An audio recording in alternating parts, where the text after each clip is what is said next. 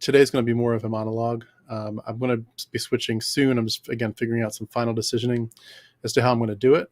But I'm going to make some final decisions shortly and make the live streams much more interactive. Today's going to be one of the last few ones that it's not going to be as interactive. So I apologize if anybody was looking for that today. But today was just more of a thought that I've had for a while. And I hope that it resonates with some of you all. The idea of how Christianity can make it feel normal to have someone always be angry with you. And it's interesting to me how for so many people, that idea is probably going to be either resonating with you based on your experience in Christianity, or it's not. For a lot of people, that's just, they're going to say, no, I didn't feel that way. It's just based on your background, your denomination, your experience with your family.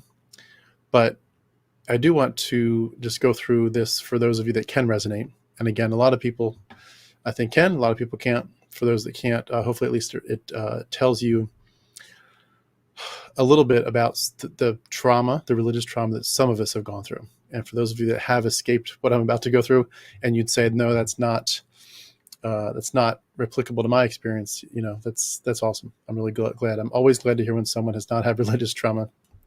Let's see here. So I do want to start by saying, have you ever wondered what it does to somebody's heart and mind when you grow up under this constant gaze of a God who always does seem angry? And for a lot of us, it wasn't just that he was disappointed now and then, like a daddy sometimes like, no, just don't do that. You're upsetting me. It was like, for a lot of us, it was, again, not occasional, but it was like a default posture. It was almost like God was kind of simmering, sort of like this smoldering fire that was directed at you. I was thinking about the verse in Deuteronomy 4:24. It says, the Lord your God is a consuming fire, a jealous God. And that's repeated again in, I believe, Hebrews. But, that image of this divine anger of God is blazing fire. He's this relentless force. He's held up as holy, as just, and as perfect. And when you think about that God is by default angry, and he's angry, of course, because he's displeased with you, with what you've done, with what you're not just doing, but thinking, and what you're not doing, your sins and your sins of omission. He creates you, and then he sort of spends the rest of eternity watching you with this wrath that he can barely restrain. Like he's always, even when he's merciful, it's like, you don't deserve this mercy. What I'd really kind of like to do if I was true to myself is just take out the whip and get you bad. And for a lot of us that grew up in Christianity, this idea isn't just familiar. It's a memory, it's a feeling, it's an ache. The sense that somehow, no matter what we did, no matter how good we tried to be, we were still wrong. You're still guilty. You still need redemption. It didn't matter how, what you did in terms of your dedication to the Lord, how much you went to church or sang the right songs. We always felt like we couldn't reach these impossible standards. The blame was always ours. And apologies for going back and forth here with my eyes. I'm seeing some trolls in the chat. We heard again and again that the shame is yours to bear. Romans 3:10. There's no one righteous, not even one. Your goodness is never enough. It's only through faith and obedience that you might find this hope of grace. And I mean, imagine being a child, barely old enough to understand the world, but being taught that you are born wrong, that you carry with you this stain of being a child of Adam and Eve. And it's so deep it offends God himself. And from the story of the Garden of Eden and the fall, this fateful act of eating that fruit that marked humanity forever with this eternal guilt, with this knowledge of good and evil, it came with this cost that you have a curse that you're going to carry forever. This was so foundational to our faith. It's like this very, very heavy coat wrapped around us. And it suffocated, for a lot of us, this sense of innocence, just the pure joy of life that children should have. How could we see ourselves as worthy when our very nature was corrupt? Romans 3:23, all have sinned and fallen short of the glory of God. You learned very early on that you're sinful by nature. And there's this first taste of disappointment at the youngest age. You have fallen short. According to the faith, the wrath of God is looming. It's this ever-present threat. You are sinners in the hands of an angry God, as we used to hear. It's like a shadow that just sort of falls very gently at first, but eventually very profoundly and deeply and even intensely and harshly over every corner of your life. And the thing about growing up under the weight of this divine anger is that it becomes part of your identity. It becomes part of your inner voice. It becomes part of how you talk to yourself. You don't just believe that God is angry with you. You start to believe that you deserve it. And we would sing songs about it. Hymns like Amazing Grace remind us what a wretch we were. Amazing grace, how sweet the sound that saved a wretch like me. That was what we were. And when you hear those terms, they're hard to shake when you're so young and impressionable. Being called a wretch and a rotten sinner and all that other worm theology stuff, it feels like it's part of the story of the only way to be accepted and loved by God. Even songs like that one, Just As I Am, with that one plea, it becomes like this confession of unworthiness. You're coming to God broken, in need of a constant fix. This plea where we're taught to repeat it over and over, it becomes internalized. And you carry that anger with you, that sense that God is disapproving all the time. That shame that wherever you go, it's going to be this still, quiet voice in the back of your mind reminding you constantly, you're flawed, you're inadequate, you're unworthy. And we learned to live in the fear of that anger. We learned to shrink, as it were, in his presence, to mold ourselves into someone who might just, by some miracle, by the skin of our teeth, as we just say, we might escape judgment. We might escape God's wrath because of Jesus's death and resurrection and because of our willingness to bow our knee. But it never really ends. When a God's anger becomes the standard, it doesn't stay abstract. It finds its way into every facet of our lives. And even the authority figures around us, our parents, our pastors, our teachers, they sort of became extensions of that divine disappointment. Their love became, we heard it's unconditional, but it looked an awful lot like it was conditional. And their approval looked very fragile. It was always hinging on how well you performed, how obedient you are, how completely you fall in line, how well you're a truly smiley, happy person. They quoted scriptures to us, for like Proverbs 9:10, the fear of the Lord is the beginning of wisdom. And we're told that fearing God, just not fear in a reverence sense, but like reverence, yes, but also truly fearing him, being afraid of God, that was noble and that it would lead us to obedience. But what kind of wisdom is it that comes from living in terror? And they justified it, saying this was, God's ways of correcting us are done as acts of love. And your very soul depends on it. Righteous anger. They called it that. Remember that term, righteous anger? The anger that keeps us on the straight and narrow path. But I mean, this isn't about that. This is really about control. This is manipulation. It's fear used as a tool to keep us in line and to make us believe that our value comes from pleasing others and from pleasing God, from staying small and silent. So what happens?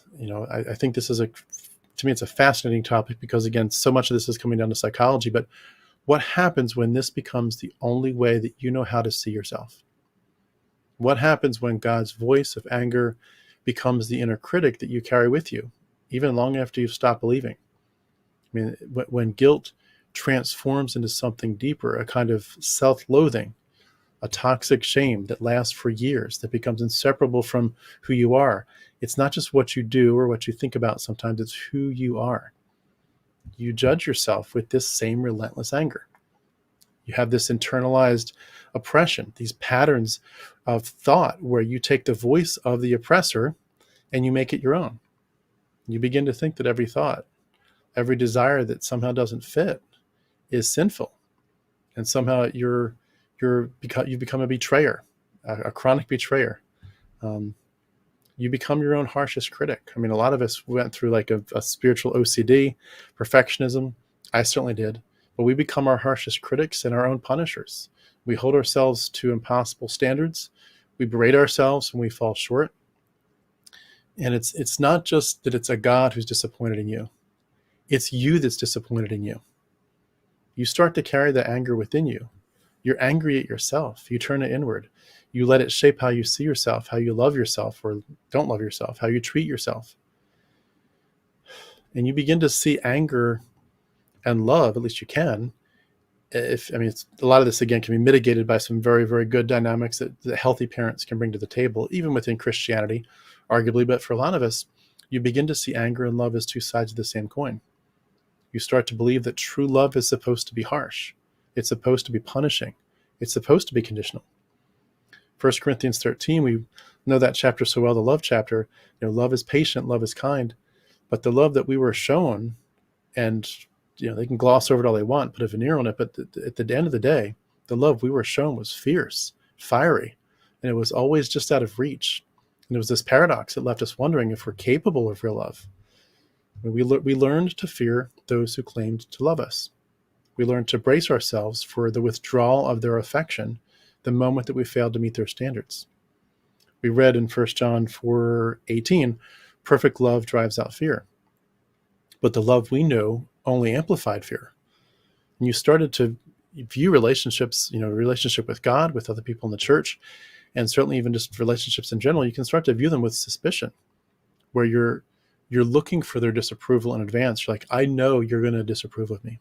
I anticipate that eventually you are going to take your affection away. You are going to withdraw. I mean, after all, if God's love comes with these strings attached, how could you expect anything different from anyone else? I mean, think back. When did you first feel the sting of this anger? I think a lot about it with preachers. I heard it on the radio with preachers talking, into their microphones. I heard it certainly at when I was at Bob Jones University. I'm sure that's not a surprise to a lot of you. I heard preachers pounding on the pulpit. I saw it certainly in my dad and my own father. My dad he's passed now, but he was a very angry man, very, very angry man. There were perhaps stern warnings that you heard in Sunday school or in church, maybe some kind of heavy-handed lesson on sin and punishment. Maybe there's specific passages you remember, these parables, like the one about the sheep and the goats, the eternal flames waiting for those who don't know him. Maybe you remember the story of Ananias and Sapphira, who were struck down for their dishonesty. And it's like these lessons that are taught to us. You are just one misstep away from God saying, I am a consuming fire. You will not trick me. You will not mock me. What you sow, you will reap. Maybe you got a lecture from your parents that carried this weight of God's judgment. And again, maybe Bible verses you had to memorize. That they struck fear into your heart. And you had these passages that painted God as a wrathful God who could love you one moment and smite you the next. I mean, that's all over the Old Testament. God says all the time, I will bless you if you obey me, and if you don't, I will curse you. And the curses far outweigh the blessings. The blessings are like, I'll give you food and I'll make you safe. The cursings are like, I'm going to make you so hungry you're going to eat your kids, and I'll lift up your skirts to show your nakedness to the enemies. I mean, the hard part about this too is we weren't given a choice in any of this. This anger, this fear, this relentless sense of falling short, it was handed to us on a silver platter. It was branded into our minds before we were even old enough to understand what all of it meant, or to ask the right questions and say, I'm not sure about this. It was this system built on control. It was designed to keep us dependent, to make us believe that without the grace of this angry God, we were nothing. It's what theologians call total depravity. Every part of you is tainted, and it needs divine intervention. It makes you helpless. It makes you a child forever. It makes you unable to see your own worth. This doctrine of human depravity tells us every goodness that we might find within ourselves is a lie. You must be saved, first and foremost, from yourself, by this God who watches you with suspicion. These ideas, these doctrines convinced us that we were broken. We were helpless. We were lost. And the only system that's out there that's condemning us, this God, this one true God with whom we have to do, that's condemning us, he's also the only one that can save us. But what happens when you realize that this was a lie? You were sold a bill of goods. What if this good news was just another way to hold you hostage, to keep you needing the very thing that was harming you? It held you hostage to keep you needing the very thing that was harming you. And Jesus talks about in Matthew 11:28, come to me, all you who labor and are heavy laden, I will give you rest. Take my burden upon you and learn from me, for I'm weak and lowly of heart, something like that, and you will find rest for your souls. But rest was the one thing that we were denied The burden of sin was kept on your shoulders the whole time. You were tied down with these doctrines of shame. This narrative, this twisted tale of this God who loves through anger, through rage, who saves you through all this shame. It was a story crafted to keep you small and under their thumb. And the anger that we felt was never about us. It was about the need of this system to hold you in fear, to keep you shackled to this belief system that drained you of your dignity and your sense of self-worth. And I think it's important for us to unravel that story, to peel back the layers of manipulation, to say these were insidious lies that made us believe we were unworthy of love, we were undeserving of peace. And so I'd like to take a few minutes to kind of dive into a little bit more of this. I won't go too deep. I'm sure at the end of this, we'll be like, wow, this is interesting stuff, but it just scratched the surface. There's a lot more here that we could dive into, and we will, for sure. But I want to take a closer look here at the anger that was woven into our faith and see it for what it was, as a tool for control, as a weapon disguised as devotion. And remember, these words that were twisted to tell us surrender. They were part of a system of something that was done to you. I keep saying that because it's meaning a lot to me. Hope it means a lot to you too. This was something done to you. And as we journey through these thoughts, I do invite you to just reflect and maybe take some deep breaths. Give yourself a moment to think about what was done to you as a child. You're kind of in a spot, as I am, with reparenting yourself. And maybe to ask yourself, maybe for the first time, who am I without that anger? Who am I without the constant fear of disapproval, without the sense that I'm always falling short? I mean, I feel like a lot of this is we're learning to unburden ourselves from a God who was never worthy of worship. And it was a doctrine that thrived on our shame. When we look at Psalms like Psalm 139, where we're told you're fearfully and wonderfully made, I mean, what if we were made to live without fear? What if we were truly loved, not for our obedience, but just simply for existing? And maybe we can find a way to walk ourselves back from this stuff, to come back to ourselves, to the parts of us that were buried under these years of fear and guilt. Because I think healing begins when we understand what happened to us, in this sort of quiet recognition that we're more than what this faith taught us to be. We're not just sinners saved by grace, or we're not sinners at all saved by grace. We're beings worthy of love and compassion. And we have to reclaim our right to this, to kindness, to joy, to seeing yourself without shame. So I'm going to do a little bit more here as we sort of take a few steps into this imagery of this angry God.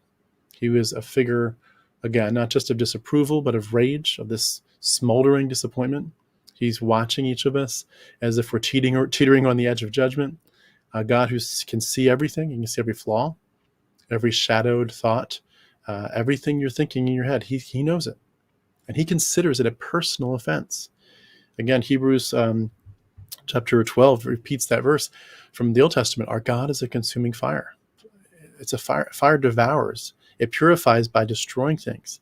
It does not relent.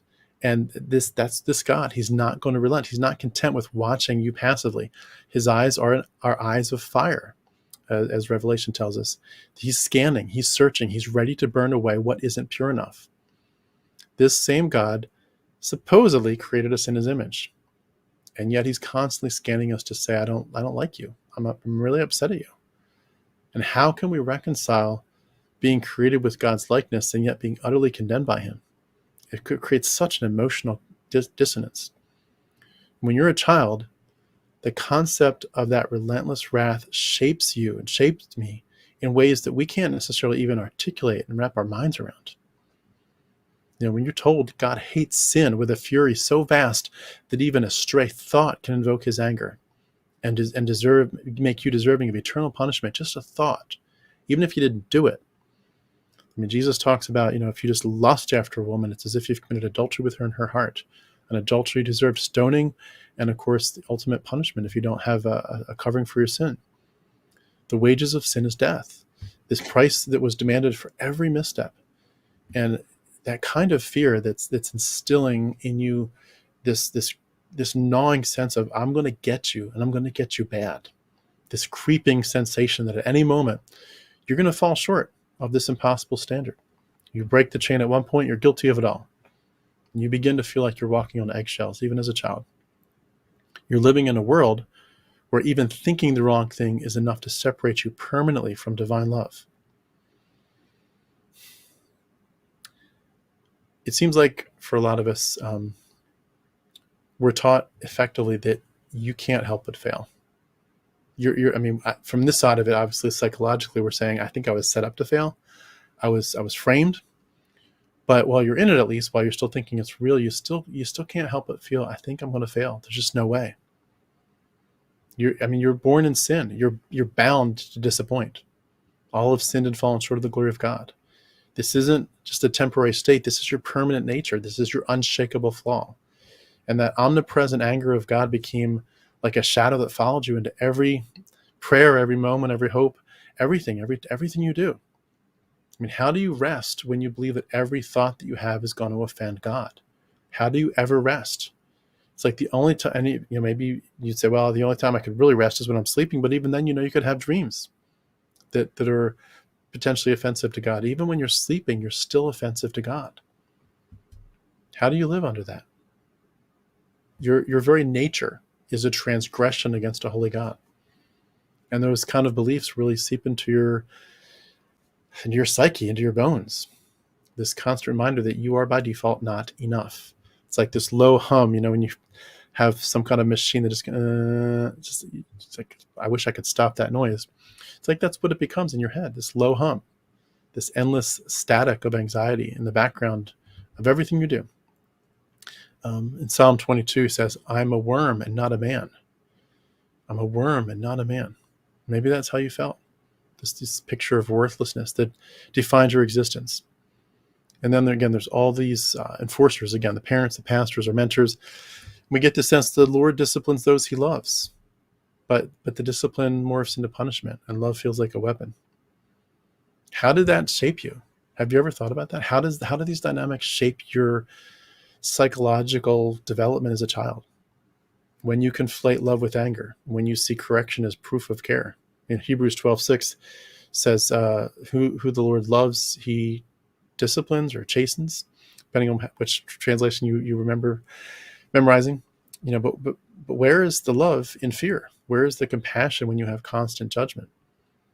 This anger just overwhelmed us. But yeah, it became our normal. Like that's your new normal as a child. Anger everywhere you looked. And especially if you had parents that themselves dealt with anger, where you heard it as God was angry. You hear the preacher talking about it. You hear it in the Bible stories. And then you actually have real angry parents. I mean, they're more than just voices of guidance. They're not just there to help you in a sense. They're embodying God's disappointment. It's like a nonstop physical testament to your unworthiness that you hear about, theologically.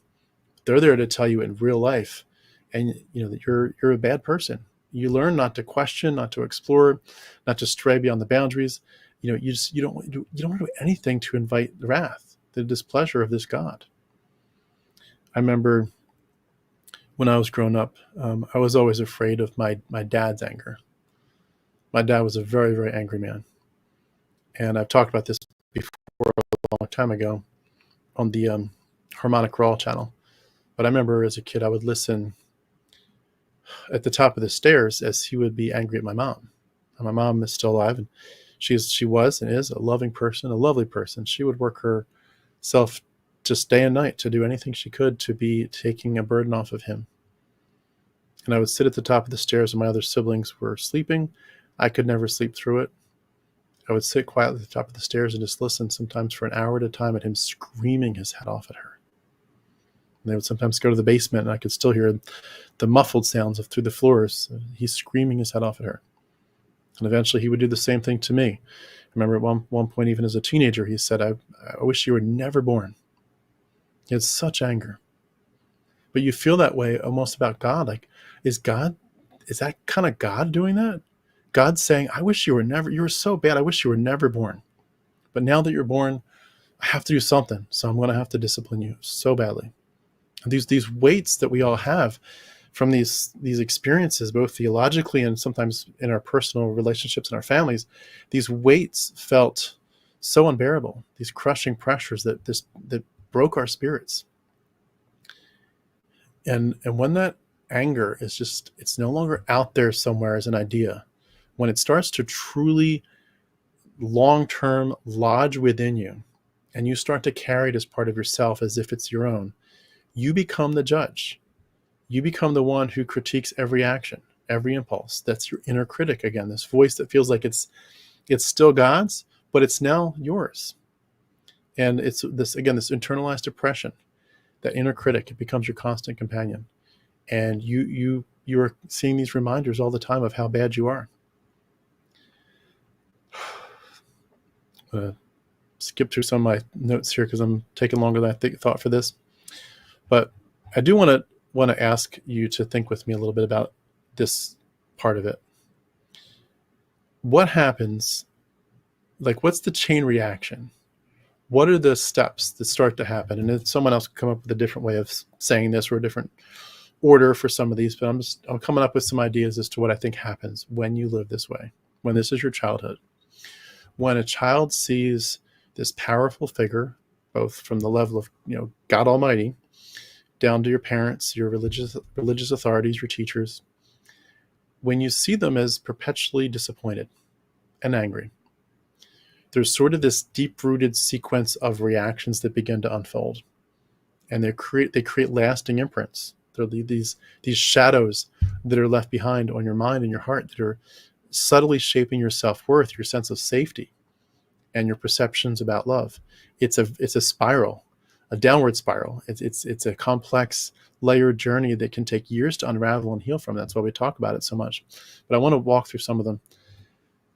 I think a lot of people that deal with this, when you have these words coming to you that God's really angry with you, and so are your parents, and your pastor's kind of angry, or at least intimating that, if I knew what was in your head, I'd be angry too. You simply come up with the idea, there's something wrong with me. There's always something wrong with me. That's like one of your first observations. There's really something wrong with me. You notice this pattern of anger and disapproval that's directed your way. Maybe it's a cold, passive-aggressive, stony silence, a glance that sends chills down your spine. And whether the anger is explicit or it's sort of subtle, but it's present, it begins to feel like this unending tide that's always coming, it's always hitting. And it's making you question your every move, every step, every word. You feel as if you might cause a ripple effect, this reaction of disapproval. And a child is simply left to wonder, in a sense, maybe they don't have the words for this, but if I simply exist, am I somehow offending the world around me? Is it offensive, just the fact that I exist? And that thought, they might not, again, have the words for it, but they have the emotions for it. And it becomes like an emotional mantra that grows louder. It's like their mental soundtrack that plays over every step, every word, every choice they make. The concept of an omniscient, omnipresent deity, it begins to take over. Job 34 talks about his eyes are on the ways of mortals. He sees their every step. There's no safe place from his judgment. In this small universe that we have, there's no corner free from the gaze of his judgment. Emotionally, that's going to trigger confusion and anxiety. And the question that goes through your heart lingers like a drumbeat in the night. Am I a mistake just waiting to be discovered? Am I a mistake just waiting to be discovered?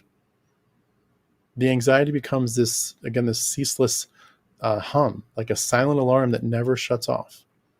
It's as if we're trying to solve an equation and every answer seems wrong. And every time we have this unsolved riddle that we can't figure out, what is wrong with me? Why am I unacceptable on so many profoundly significant levels? Kids can feel very hollow. They sense I'm at fault. Something with me is inherently flawed and defective. And that perception plants seeds of doubts that fester in the dark corners of your mind. They shape the way you see yourself and the world around you. They become this dark whisper. Again, you are not enough. Paul talked about in Romans 7, what a wretched man I am. And that whisper deepens. What a wretched child you are. It roots itself in your spirit more and more, year after year. And it's as if love itself is something that you have to chase, but you don't know the rules for it, and you never know how to reach it. And in sort of these shadows of your mind, this weight settles down and presses on your spirit, and you begin to feel like you're in exile. It's like you're distant from a home that you can't remember, but you somehow miss. So 1 second. Another thing that I think happens in this sort of chain of events is your attempts to understand it. You're saying, why is God so angry? Why are my parents so angry? Why is the pastor so angry? Why are there these messages in the scripture, these texts where God is so angry? We're desperate for answers, and a child's mind is going to shift into this sort of dance of doubt and trying to figure it out, trying to deduce, what did I do wrong? How can I make this stop? How can I get on God's good side? And with every mistake that you do, or you remember, it's like you mentally tally up a debt that you realize you'll never repay it. And you know the parables about, Jesus paid this whole debt, but at the same time, the parables don't actually impact your real life and your real emotions. You end up saying to yourself, I hear that Jesus says he's going to pay it all, but at the same time, it feels like he's so angry at me. God is so angry. And you search through your actions and your thoughts, you sort of mentally catalog your potential sins. Maybe God did this, maybe this door didn't open. Maybe this is why this situation fell apart, because God's getting back at me. I remember, it's the stupidest thing ever, but when I was in Bible college, they had that phrase that's a spanking from God, not from the teachers, just other students. If something happened, you got a flat tire, spanking from God. It's like God is just waiting to get you. God's just waiting to get you. And again, you become your own prosecutor and witness, and you sift through these moments for any signs of your faults, and you always find them. And that internal catalog grows longer and heavier every time you realize you did another sin, you've lusted again, or whatever it is. And that inner questioning, was it Psalm 22, where it says, why have you forsaken me? Which, of course, the Jesus character is made to repeat in the Jesus stories. But, you're saying, why have you forsaken me, God? You have this anguished prayer, this anguished attempt to understand, why is God so disapproving of me? And emotionally, this guilt and self-blame, it takes root, and this shadow deepens, and I have fallen short, and I feel like these stones in my chest just weighing my whole body down. And every misstep, it's like a tidal wave that's just growing. The shame forms deeper and deeper, this quiet belief again that you're inherently flawed. And in that silence of that worldview that's shaping inside of you, the blame becomes part of the tapestry of your very being. Forgiveness seems like it's theoretically there, but it seems more like it's meant for others, but it seems to evade me. And that begins to lay the groundwork for this lifelong cycle: self-blame, internalized fault. It's like a ritual dance. You spiral into a belief that you cannot escape. You will not get away from this God's anger. You just won't. In your relentless quest, maybe as a child, but for sure as a teenager, you start to lose sight of who you once were or could have been. There was like this gentle soul that loved life, that was beautiful, and instead you have this self-image that just gets so distorted. And every time you look in the mirror, the spiritual mirror, you're horrified at the monster you've become, and you don't really think you are, but the Bible tells you are. You see the cracks in the mirror, and you see the cracks in your own mindset, and you're just like, I can't figure out a way to move forward. I have this self-image in my mind of the person I want to be, but I can't reach it. I just can't reach it. A lot of people, I think, would naturally next go to a step where they would say, how do I make it stop? I remember as a kid, going back to that story of my dad just screaming at my mom. I remember thinking to myself, how can I make him stop? And there were a few times I would do something like where I would come down and say, I'm thirsty. But I knew that if I did that too much, they would realize, I'm sitting at the top of the stairs every night. So I couldn't do it. But every night for years, I would just sit there at the top of the stairs for half an hour. an hour. But the question, how do you make it stop? You're driven by this need for relief. You as a child begin to alter your behavior. You sort of have this quiet surrender to this life of invisibility. You try to be more pleasant, more quiet, more compliant, more perfect if you can be. Your spirit is caged. You're held in place by this silent demand for perfection, but you feel like maybe I can win at this game. And it does feel like a game, but you feel like you're set up to fail, but you figure maybe if I can just figure out the right way to do this, I'll win. I'll get acceptable. But every word, every gesture is monitored and scrutinized and evaluated for this potential risk. And you can't live that way because you're now hypervigilant. You start to equate your invisibility with safety. And hiding parts of yourself allows you to protect yourself from their disappointment. And you learn that speaking out or sharing your true self in some way is going to bring risk. So you learn to wear a mask. You learn to do anything that would, you learn to hide anything that would bring judgment. And so every day as a Christian eventually becomes like this hushed performance. You're trying to find safety in silence and conformity. And you're trying to actually live what you believe. Like, I believe in the Lord Jesus Christ as my Lord and Savior. I believe I don't have to do anything good to earn his favor. In fact, I can't bring anything good. It's grace alone, through faith alone, through Christ alone. But in the reality of it, your actual experience is very, very different.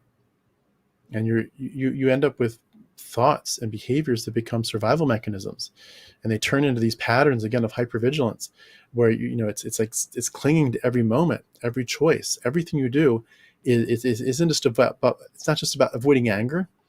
It's like your whole way of living and perceiving everything is your lens. Every interaction you have, you're always scanning for potential danger. What am I going to do that's going to get the wrath? What's going to get me the wooden spoon? Literally. What's going to get me the paddle or the hand? And, in every movement you make, you carry this weight of this constant watchfulness. Children can be living on edge this way for years. They're always anticipating criticism.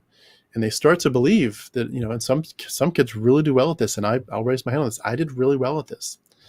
At perfectionism. You believe that if you can just be flawless, if you can be flawless, just maybe, you won't be left feeling like an inconvenience or worse. But deep down, you're sort of chasing an impossible goal.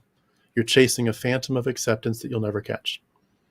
And your worldview kind of narrows as you try to follow Jesus' call to take up the cross.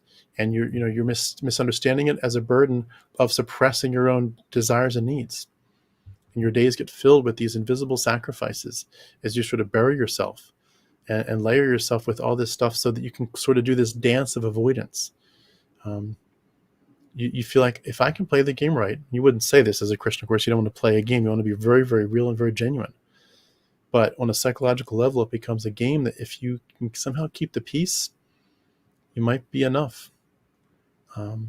But the joy fades. The joy fades. Jesus' yoke is not easy. His burden is not light. I think another step of this is you'd really develop a sense of self-censorship. I can't be myself. Myself is going to bring anger. Repeated exposure to this disappointment, to this anger, teaches a child that certain thoughts and feelings or desires are unacceptable. And so they censor themselves. They turn inward. They hold their truths sort of like fragile secrets. And expression becomes a threat that you can't risk it. It's a luxury that could shatter this delicate peace. Authenticity feels very dangerous, and you learn to hide who you are to avoid this disapproval that you could trigger. Remember in 1 Samuel, it says, the Lord sees not as man sees. I think that's the one where, talking about the search for a new king, and, King Saul, or King David, whatever it was. But, the Lord, you look at, God's looking for someone that's, or you as men are looking for this real big, tall man who's real powerful. And God's looking for this small little shepherd. But I guess that would have been David. But, the Lord sees like we don't see. And we know that because God sees things in ways we don't, and he's looking at you and perceiving you, and he can scan you. Your vigilance makes you wary of your own thoughts. And you start to wonder, even if your very thoughts are sort of marked out for judgment, you're aware there's a judgment seat coming, and the books are opened, and you're afraid, like, oh my gosh, if there's going to be a video of my life that's going to be played, I'm in trouble. Like, I'm in real trouble. They're going to talk. They're going to show that time I undressed that girl in my mind. Everyone's going to see it. That time I did said a curse word, and I definitely shouldn't have said it. Everyone's going to know it. Emotionally, we experience shame for having these thoughts, for having feelings, and we become full of secrets, and our mind becomes a battleground. It feels like everything we're doing is going to betray you one way or another, and that's how this sense of identity is being shaped. I mean, what a horrible way to enter the world and to be developing your identity.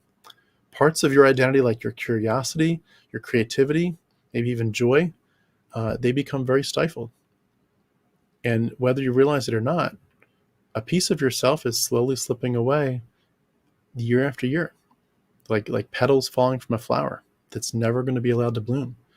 And this repression fragments your sense of self. You lose touch with who you truly are because you fear that authenticity itself is a sin or could lead to sin. Self-expression, as it were, almost becomes foreign. And verses like in Galatians where he says, I've been crucified with Christ. You get this sense that I have to deny even the simplest, purest aspects of my personality. I think for a lot of us, the next logical step would be sort of a formation of an inner critic. The voice in your own head becomes always angry. At first in the discussion, I talk about you hear the anger from everyone else, from God, from the pastor, from your parents, from the scriptures, these parables and these verses, these Old Testament stories especially, but even New Testament, again, Ananias and Sapphira, certainly in Revelation, Jesus is just on blast. He's ready to blow everybody up with his magical fiery eyes and sword coming out of his mouth. At first, everyone else is angry, but then you're like, I'm always angry. The voice in my head is always angry. And as this external anger that you perceive becomes internalized, your mind forms a very severe inner critic. Your voice mimics the authority figure's anger. You're judging and reprimanding yourself from within, and it becomes your constant voice, this echo of disapproval. Verses like 1 Peter where it says, be holy for I am holy, that becomes a relentless command and an impossible standard, and your inner critic is going to wield it as a weapon of self-judgment. I said be holy. I said stop, or I'm going to get you, and you will pay for this. And that gets in your head. And the inner critic is starting a war. It's creating a war within yourself. And it's a voice that never really rests. It's like this whisper that judges, I'm going to get you. You've messed up again. You have heightened anxiety, self-doubt, guilt, and you're just constantly falling short. And your mind is truly becoming a battleground. Peace is consistently out of reach in that world. And your inner voice that's doing this to you becomes a permanent part of your mental landscape, enforcing these cycles of shame that last for a lot of us well into adulthood. This is a battle against your own thoughts, a battle against yourself. This is a war of restraint and remorse, and you're going to judge and convict yourself. And in the silence and the quietness and hiddenness of your own mind, there's no ally left. The ally was supposed to be you, but you're now your own critic. There's no ally left. This is just going to be an unending trial, if I can speak right. It's going to be an unending trial, and there's going to be no verdict of mercy. You are going to hate yourself for what you have done. You let God down. You let your family down. You let your pastor down. I think for a lot of us at that point, we get into, and probably some of you are already foreseeing I was going to get to this point, your self-worth gets eroded. You begin to say to yourself, maybe I'm not worth loving. Maybe I don't deserve love. Maybe I really am not worth loving. I think a child can, in this context, begin to question their inherent value. They start to believe, I really am unworthy of love. I mean, especially if they can't seem to stop the anger that's directed at them. In the back of their mind, it's like this cruel whisper. What if I really am too broken to be loved at all? When love always feels out of reach. It's like a gift that you either can't get, or if you get it, you never deserve it. You begin to internalize these painful questions. What if love is meant for everyone else, but not for me? What if I really am so bad? What if I really am broken? They internalize the idea that they're undeserving. I mean, especially if they fail to meet some of the literal expectations that are imposed upon them, like physically, stuff you could literally, mark, you did it or you didn't. You made your bed or you didn't. You brushed your teeth or you didn't. But then there's all these other spiritual things. Did you pray? Did you, do things out of, gratitude for God's mercy, whatever. It's like every time you do feel like God likes you or is happy with you, or even your parents, every act of kindness that comes your way, it kind of feels borrowed.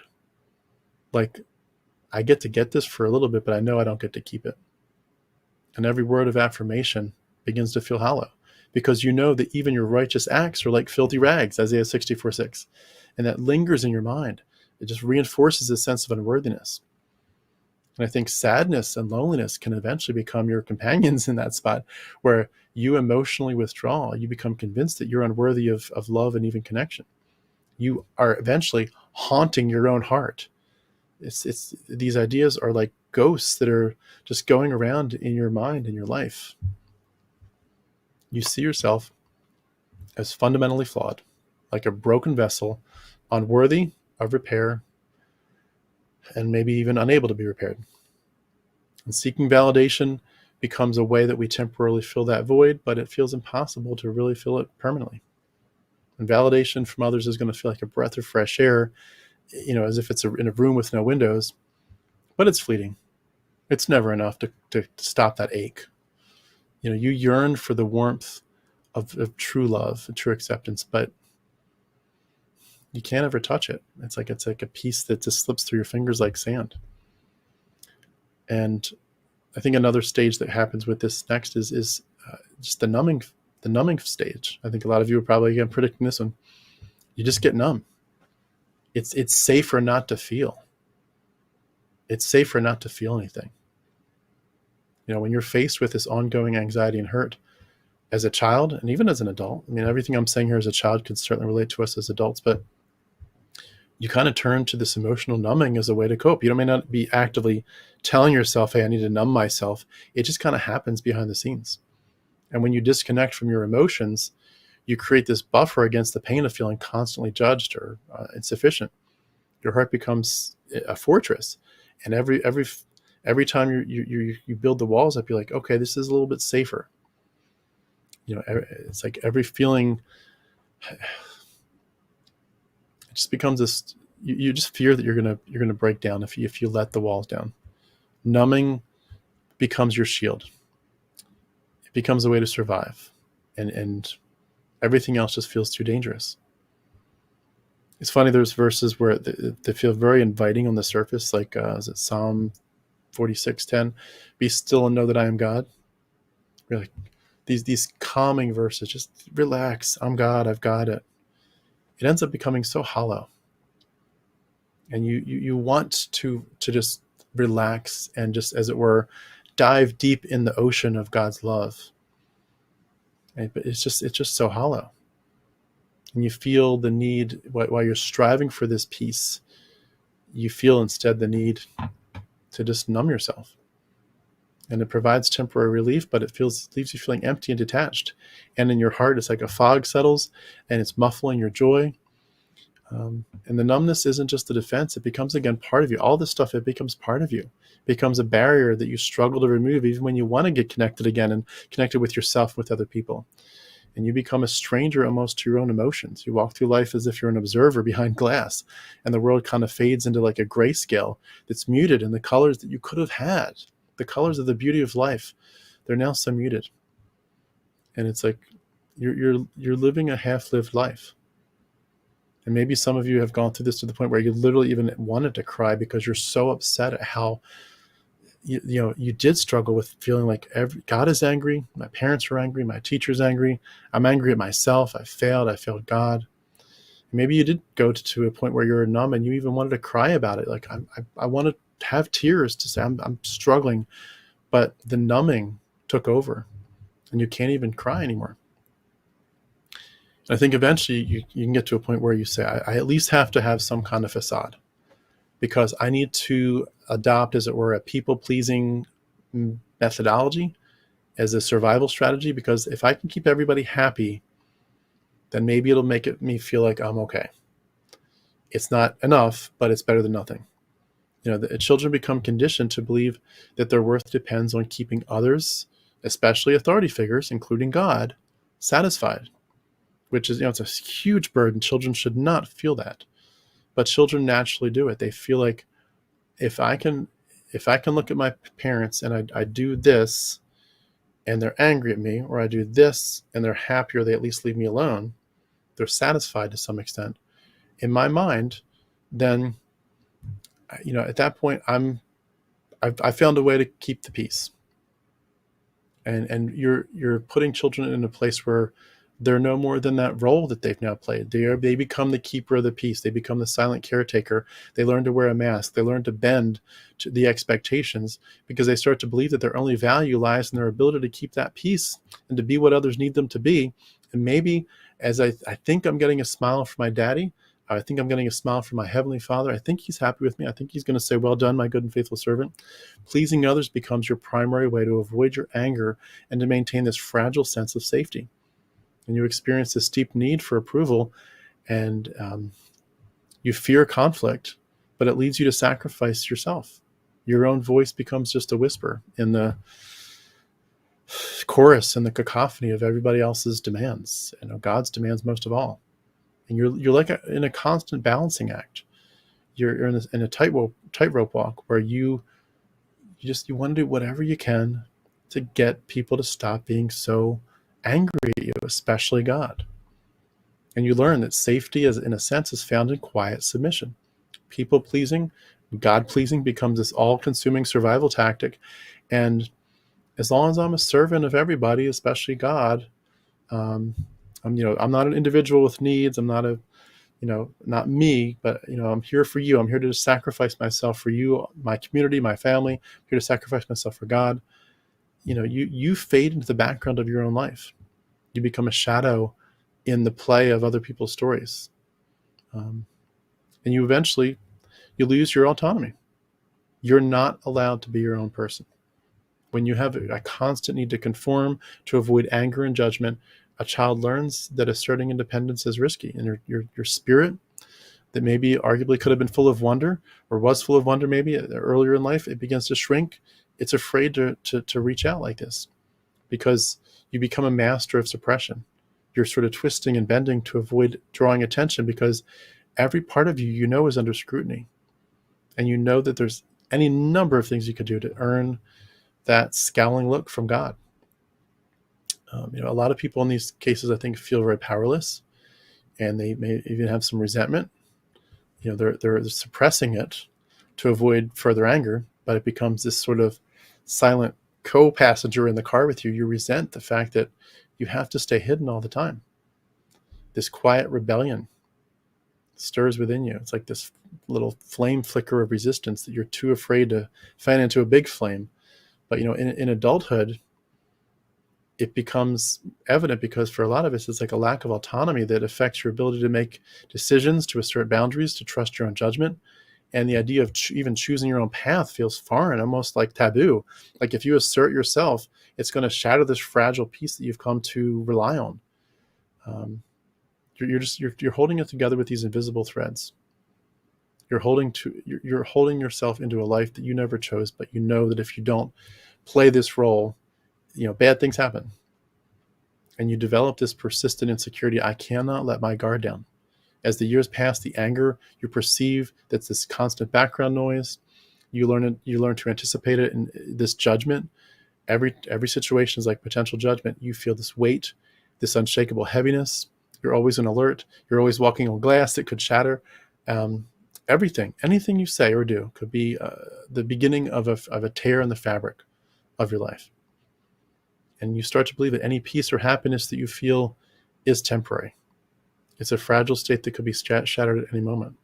And I think a lot about the people who have the theology where they literally think they can lose their salvation, where they really deal with it. Like I was able to be, quote unquote, fortunate enough to be in a theology that was focused on Calvinism, that said, if you're saved, It's not because you confessed Christ as Lord. Yes, you had to do that.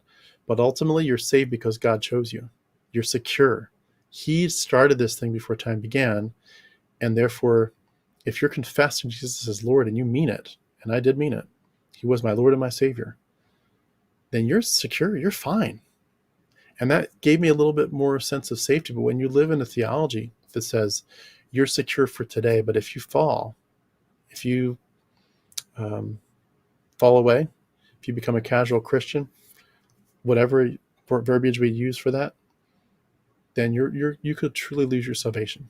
This chronic insecurity, it becomes your baseline anxiety, and it makes it hard for you to ever feel safe or relaxed. The world becomes a minefield, and every step is like unseen danger ahead.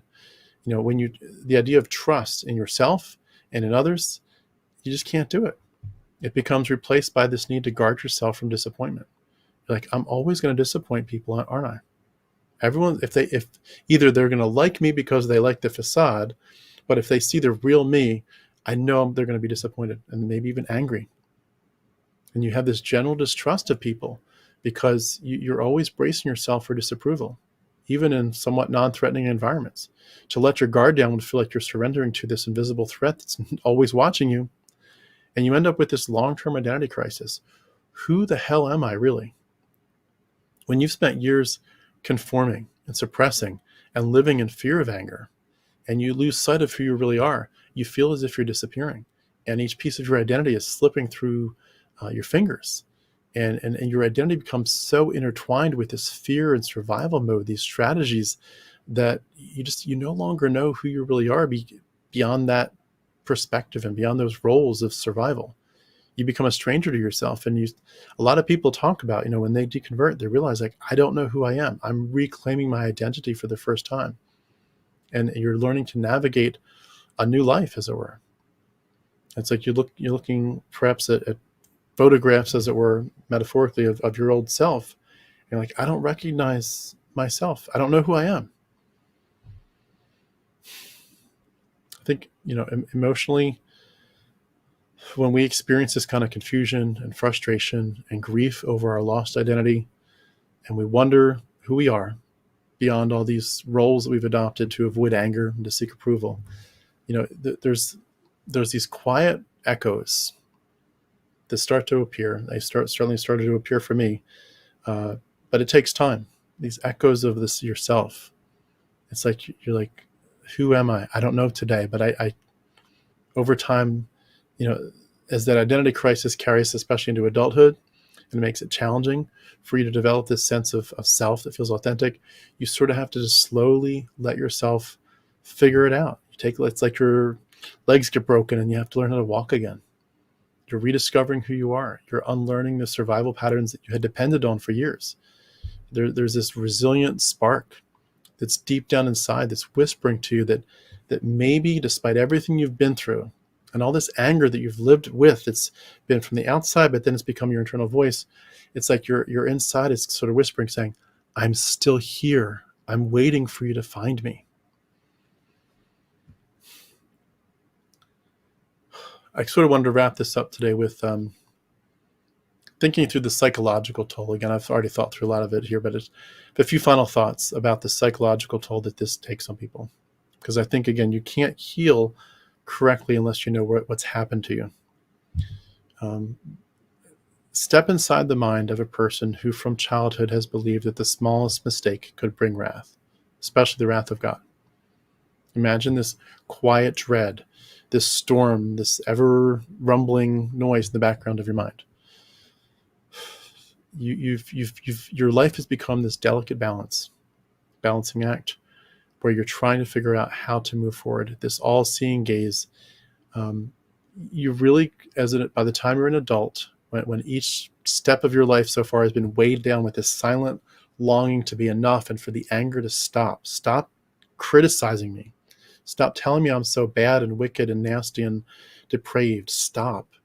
And it's not like you would say that as a Christian. Of course, you'd say, I am depraved. I am wicked. You're right, God. You're absolutely right. But it's like this internal voice is saying, please stop criticizing me. It's like this quiet ache is there any way that I can be okay? And I think for a lot of us, number one, we develop a chronic fear of making mistakes. Any mistake at all, it becomes almost terrifying. And error becomes a doorway to your condemnation. Mistakes become, of course, as a Christian, synonymous with sin, with failure, and with the potential to bring God's disappointment or worse. And the very human nature that you're asked to embrace as a Christian, where you're supposed to see like God made you in His image again. It's also that very human nature that is becomes what you're taught to fear. Your humanity becomes a condition that forever disqualifies you from grace. Your childhood becomes, and even adulthood becomes shadowed with these whispers of don't, and you can't, and you shouldn't, and the resulting you're bad, and you deserve what's coming. And once you get that punishment, you deserved it. And I did this because I love you. I heard that so many times. Along with, this is going to hurt me more than it hurts you. No, I don't think so. But you become again so hypervigilant, and you have this ever-present alertness to keep your sinful impulses in check. And so you're just constantly saying, like in Psalm 119, it talks about, I've hidden your word in my heart that I might not sin against you. So you have these ideals. I'm going to memorize, I'm going to guard, I'm going to repeat that, I'm going to memorize, I'm going to guard myself. And you sort of mutates into this anxious rigidity. Every thought, every feeling has to be inspected and held up and scrutinized and chloroformed and cataloged. Everything is laced with this subtle tension. You are broken. You are flawed. You better not stay that way. But by the way, you're human, so you're unfortunately going to. Everything is unfortunate. I wish it weren't this way, but unfortunately it is. You're that bad. And the self-policing becomes so embedded that it does lead again to this rigid perfectionism. Maybe your perfect behavior will keep the disappointment and wrath at bay. And your day becomes scripted. It becomes a rehearsal. I remember as a kid, I had literally by the time I was like 7 or 8 years old, I had a little list. Pray for 15 minutes. And under that, like pray for missionaries on Monday, pray for the church pastors on Tuesday, pray for this. And, memorize at least 10 verses, read the scripture, at least three chapters, and 3 chapters and, 1 Psalm and 1 proverb. And I had this little list. It was like this: if I do these things, I'm okay. Perfectionism is demanded, but it's also impossible. And so you get this endless cycle of hope and despair. The psychological toll of this stuff is immense.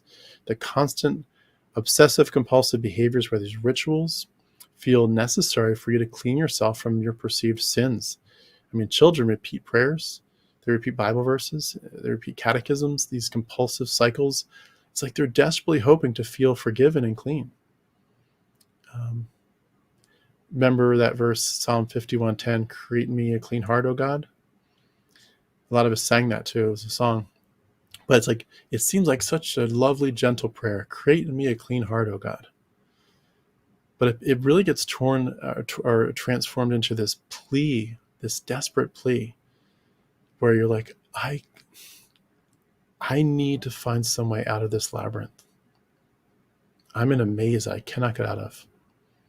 And it's like the child, and eventually the adult child, believes they're on trial every day, every minute of the day. And you're just going to repeat, I'm sorry to this God. I'm sorry. I'm sorry. I'm sorry. And some of us, I talked about this a few weeks ago, but we say it as adults. I'm sorry. I say I'm sorry all the time. I say sorry a lot. I'm sorry about that. It's like it just becomes part of who we are. I'm sorry for existing. I'm sorry I'm taking up space and air in this room. And that's part of the result of this. Your heart becomes like a very tired traveler in this land of endless apologies. You're just like, I'm so tired. But if I don't apologize for everything, it's going to get bad. So I'll just keep apologizing and hopefully it'll be okay. You have this mental landscape that's fraught with anxiety, and the freedom to be imperfect. I mean, the freedom to be imperfect. Think about that. To learn, to explore, it's completely stifled under this fear of divine retribution. Your self-trust becomes eroded when you're repeatedly told that you are inherently flawed and you're going to get anger thrown at you because of it. You don't trust yourself. You know that everything about you is a potential trap. Your inner self is always suspect. The desires of your heart are something to be subdued and controlled and corrected. The heart is deceitful above all things, we hear in Jeremiah 17:9. We learn our emotions and our instincts. You cannot trust them. And you feel like you are your own spiritual enemy. You're warned, as Proverbs talks about, don't lean on your own understanding. Your own thoughts and your own feelings are inherently untrustworthy. You know that you're told in the New Testament over and over, don't trust in the flesh. I am inherently weak and sinful. And your self-trust erodes to the point where you're dependent on all the external authorities. You can't trust yourself, so who do you trust on? Everybody else. Everybody else except me, not me for sure. And you should have, as a child and a teenager and a young adult, you should have some sense of an internal compass. But instead, you're only given like warnings that, the truth is you need to distrust yourself. And instead of developing maybe this internal sense of morality and right and wrong, you look to your pastors, to your parents, to your spiritual leaders, to the Bible. You assume that you're inherently incapable of making good, holy decisions. And so this self-doubt festers. And again, every decision, every thought, every feeling, every emotion almost becomes a battleground. And every choice becomes like you're haunted by the thought, am I right? Am I wrong? What am I missing here? God, am I doing this in the flesh or the spirit? And when you have no foundation of self-trust, even simple decisions can be plagued with anxiety. Is God going to be angry at me? Did I consult him? Or was I just doing this sort of my own way and kind of attacking God on like, God, this is what I'm going to do anyway. But, in Jesus' name, amen. I hope you're okay with this, God. Am I following his will, or am I just deceiving myself? This lack of confidence in your own judgment grows into a lifelong battle. And it's hard for a lot of people to stand independently, to take ownership of their decisions, to develop this clear sense of self. And you sort of can drift through life if you're not careful. You feel like this compass is in your hand, it's right there, but you dare not trust it. And you find yourself, even as an adult, even perhaps as a deconverted person, even though you'd say the Lord is not real, Yahweh is not real, there's this psychological, emotional thought of like, the Lord is my shepherd. It's another part of this dependency. I think there's a few more thoughts here and I'll wrap up for the night. I think about the phrase identity markers. Like, how do you identify yourself? Like if you have animals in the farm, you might have little tags. You can know which one is which. Or if they're people that are tracking, eagles, they might put those little collars on them that don't hurt them, but they can use GPS to figure out where the eagles are. These identity markers become a part of you too. And I think the identity marker in this case becomes shame. When you grow up with anger or judgment constantly in the air, you easily can internalize it as shame. You believe you're inherently broken, and shame kind of wraps around your mind like a blanket. And it just follows you everywhere. It becomes not just this feeling, but it becomes your filter. It becomes your worldview. Every interaction goes through it. And again, the concept of original sin becomes that lens through which you view yourself. You're not someone who occasionally sins.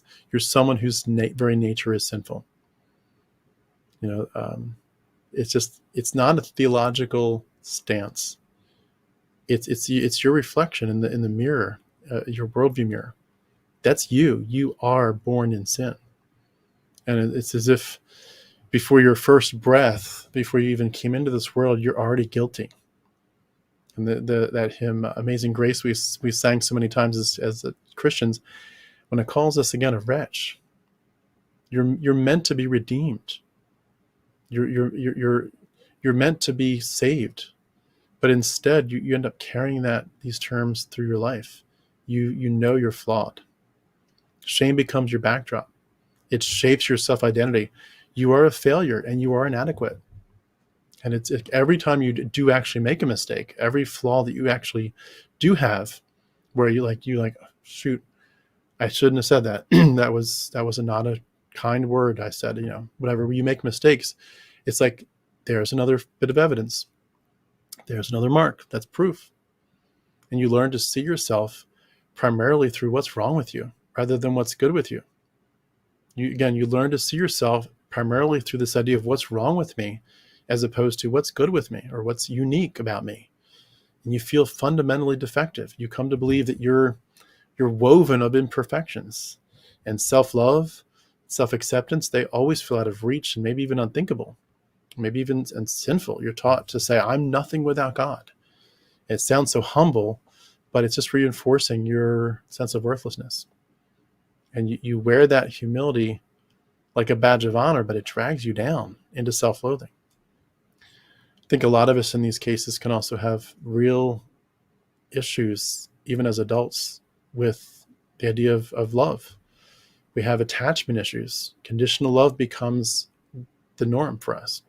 I mean, think about when God's love feels conditional, based on you must believe, you must really believe, you must have true faith, you have to obey, you have to have piety, you have to have adherence to the rules. You really do learn to see love as conditional. When love is like that, it's fragile. It's something to tiptoe around, and you just know it's going to vanish. It becomes a prize for the very obedient, for the perfectionist among us, but for the majority of us, it's a trophy that's always going to be out of reach. You just absorb this belief that love is something that has to be earned. It's something that's very fragile, and it can be lost if you fall away.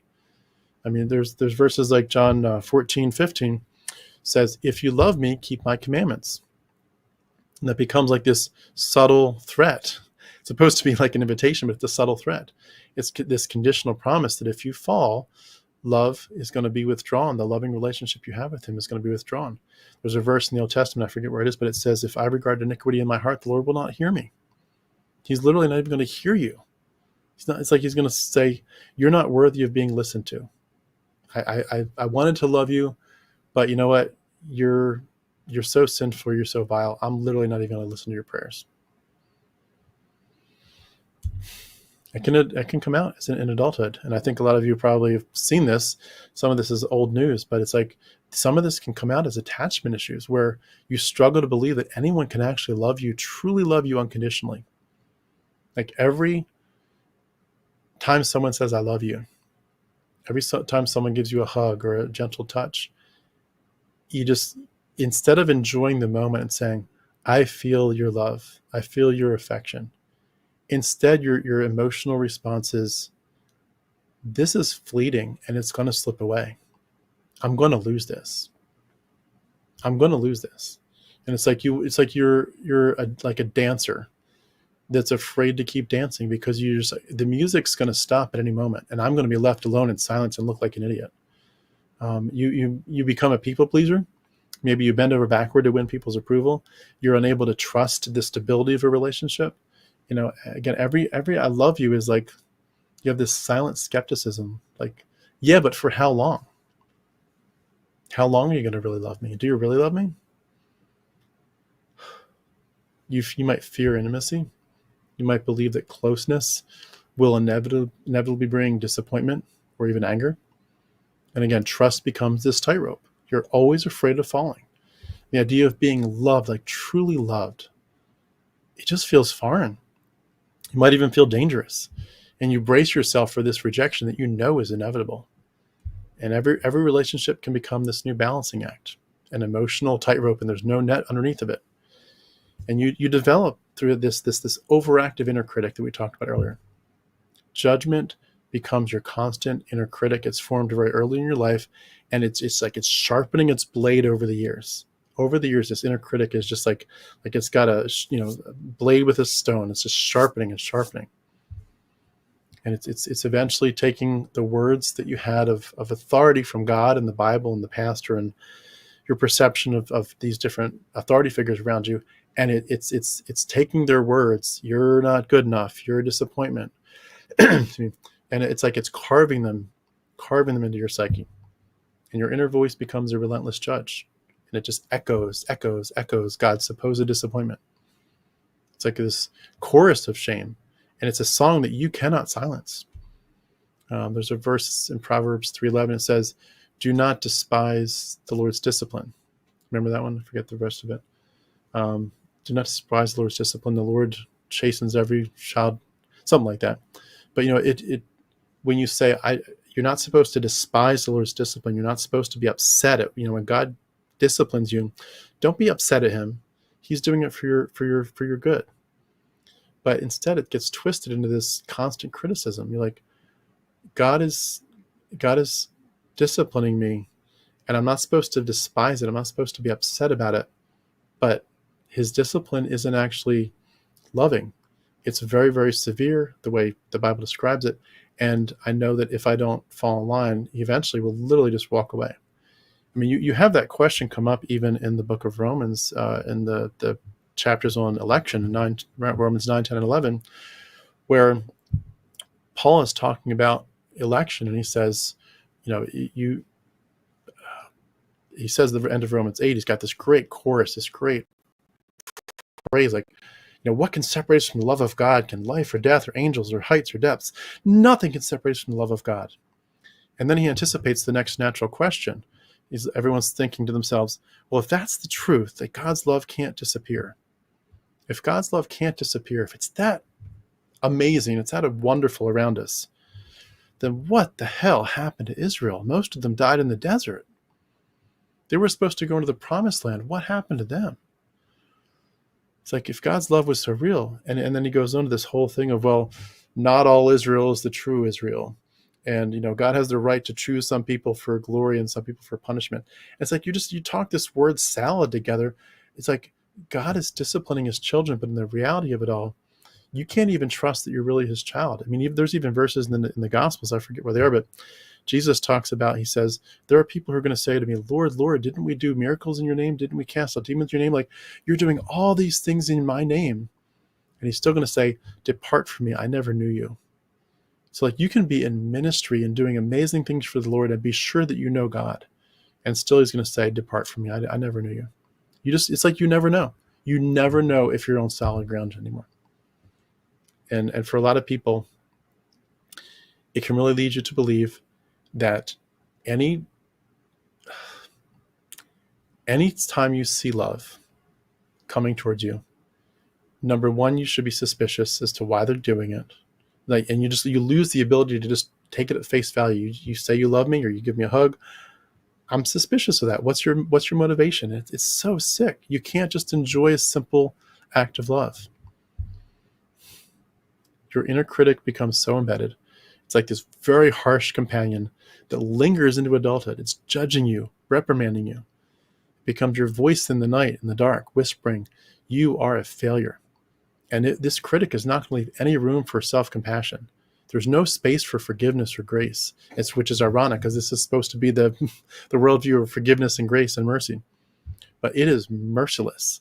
Self-compassion is out the door. And forgiveness, again, is like a gift that you're never going to get, or you can't. You might see it there under the tree, but you're not going to unwrap it. It's a piece that you're never going to reach. And every time you make mistakes, it just becomes fuel for the critic. Every time you make an actual mistake, it's going to amplify your stress, your anxiety, even your depression. And this God voice, like that becomes, your inner critic becomes your God voice. And you can deconstruct and say, God's not real, but your God voice inside is still there. It's holding you to standards that you can never meet, creating these cycles, again, of guilt and self-doubt. And the battle within becomes endless. And you fight this battle in silence, and there's no way for victory. Just a couple final thoughts. I think a lot of us become very fearful of being authentic. When we say, God scrutinizes everything, every thought, every feeling. He's ready to condemn you. Authenticity feels dangerous. It really does. When you're under that constant surveillance, authenticity can feel like such a big risk. And the gaze of God is constant. This ever-watchful eye, like the one on, was it Mordor from Lord of the Rings? You can't hide. There's no shelter. The surveillance is constant. It's a searchlight into your deepest self. And over time, when children get raised with that belief, they naturally start to censor their own desires and questions. They fear that they themselves are dangerous in some way. They're inherently wrong, at least, but if not dangerous.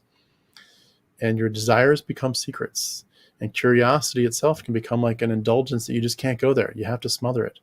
And you definitely can't explore who you are. You have to suppress yourself. all this stuff becomes a secret life. And for a lot of us, one of the phrases I love to talk about is when you have a dark secret and you bring it into the light, it loses its power. It loses its power. When you bring your secrets into the light, they lose their power. But until you realize that that's the way you're living, it's hard to do that. You can become sort of a sculptor, chipping away your own soul unwittingly. You're removing yourself piece by piece, anything that feels unsafe. And later in life, it makes it difficult to understand your true wants, your true needs, your true beliefs. You feel disconnected from your own identity. It's like, again, you look in the mirror and you see fragments, you see pieces that do not form a whole, and you don't know how to put them back together again. It's very, very sad. You lose your self-compassion, you lose your self-forgiveness. It feels, or if you do have self-compassion, it feels indulgent. It feels like I shouldn't be that indulgent with myself. It feels like you're unworthy. You're unworthy of an experiencing self-compassion.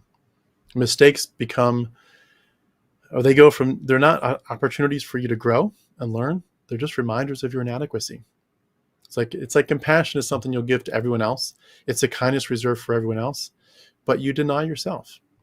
I mean, you hear the Lord is slow to anger, but yeah, the Lord's slow to anger, but only if you don't test his patience. Forgiveness is this narrow door, but you know that's going to close someday. And it's like forgiveness stands, as it were, just out of reach. And as adults, you might struggle to give yourself that kindness, that grace. You feel like if you can judge yourself really harshly, that's a sign of your sincerity. And the weight of this guilt that settles on you, that holds you in place, it just feels like it's a horrible place to live, but it's like it's your safe zone. And forgiving yourself can become nearly impossible.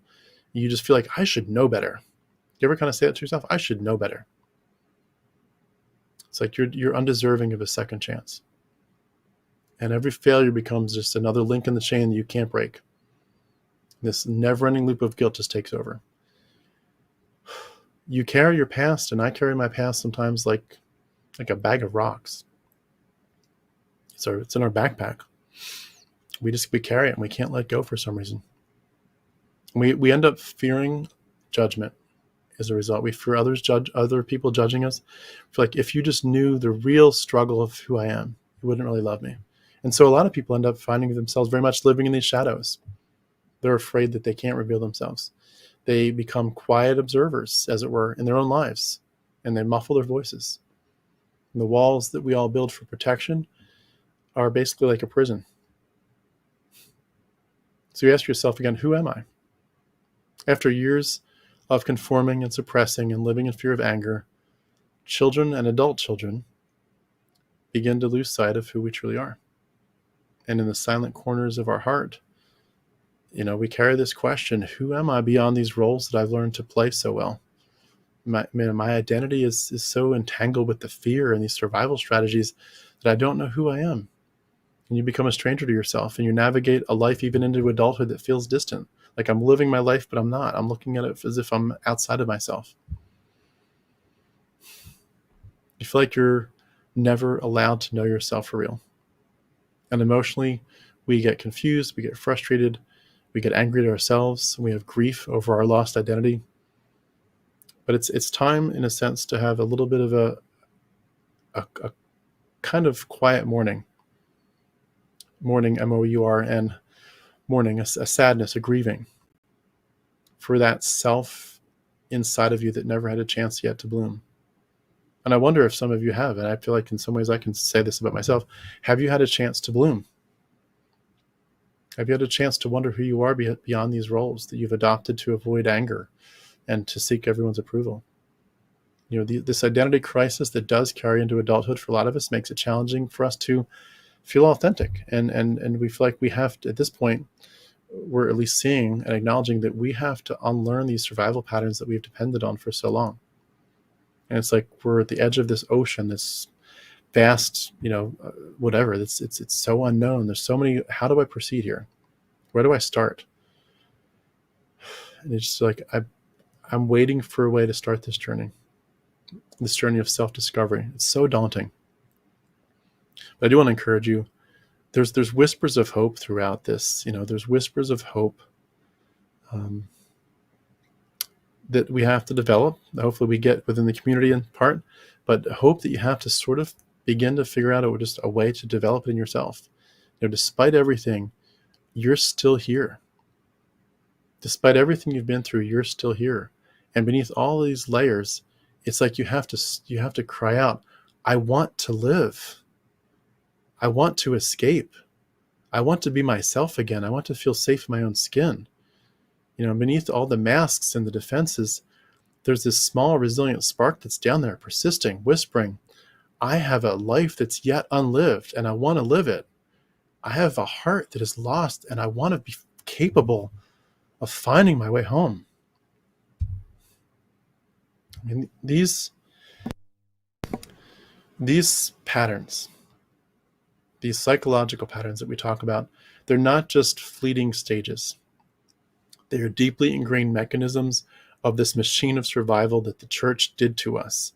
And these dynamics were forged in the fires of divine disapproval and cemented by years of fear and guilt and just thinking, he is angry at me and I deserve it. And those scars run so deep that your scars can carry a quiet strength for you. There's this resilience that we develop slowly, that we're going to seek something out beyond the fear. We're going to seek out a new life beyond the shame.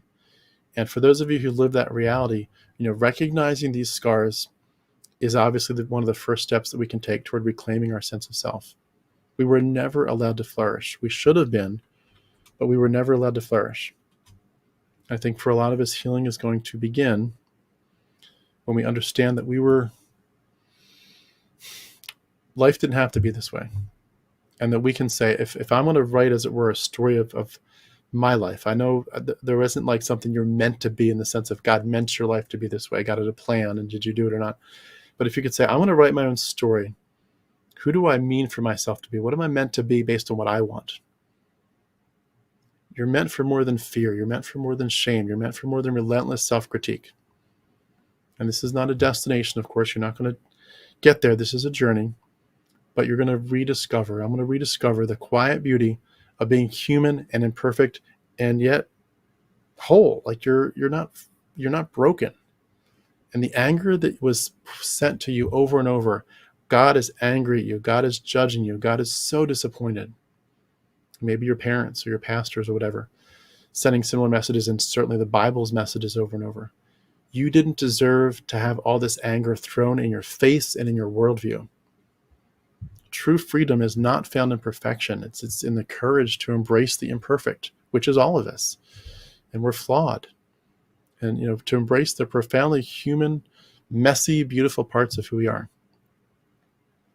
And I think that beneath the weight of this guilt and shame, there is a quiet hope that a lot of us have that endures. It's a hope that in the end, we're going to find our way back to ourselves.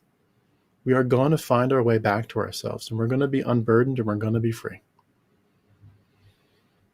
For those of you that can relate to some of this, I know I started by saying a lot of you maybe can't relate because you had other mitigating factors that were wonderful, that were huge blessings, if I can use that word, blessings in your life that kept you from feeling that anger.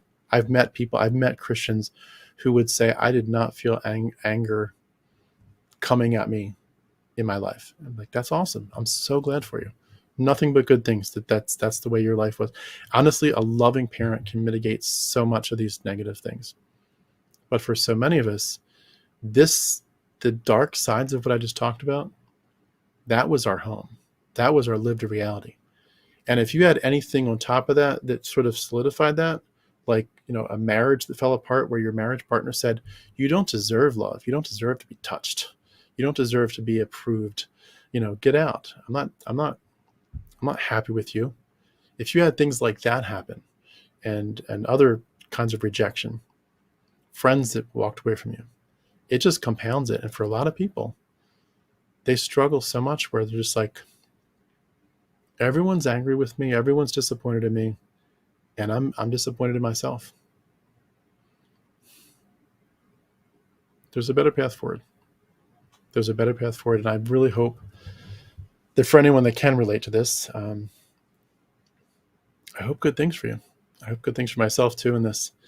We we are at a juncture for a lot of us. We're at a crossroads, both in terms of actual decisions in real life, but also at crossroads in our minds, in our hearts, our emotions, and our psychology. We're at a crossroads. And it's time to say, I need to identify what was shoved in my worldview long before I was capable of understanding it and deciding if I wanted to accept or reject it. It was shoved into your worldview and indoctrinated and shackled to your mindset to say, I'm going to take as much ownership as I can from this point forward of what was done to me and the messages that are in there. And I'm going to say, which ones do I want to keep? Which ones do I want to lose? And if there's toxic messages in my heart and my psyche, I'm moving forward. I'm moving away from them. You did not deserve to have a worldview where you had messages from the lowest to the highest parental figureheads in your life saying, we are angry at you and you deserve this. You deserve this punishment and more. And every time I give you mercy, it is just mercy. You deserved really bad stuff. I feel again, like so many of these things, I feel like I've covered a lot of ground, but I also feel like I've just touched the tip of the iceberg. This one was a heavier one. This was on my mind for a while. I wanted to get to it at some point. But for those of you that can relate, I hope good things for your journey. I really do. Thank you all so much for letting me get through this monologue. Again, the monologues coming soon. The live streams coming soon are going to be much more interactive, heavily interactive. I'm going to switch things up so that these monologues are going to be like the one you just heard is going to be much more one where you would see it as a pre-recorded video and you can put comments on it, obviously, but after the fact.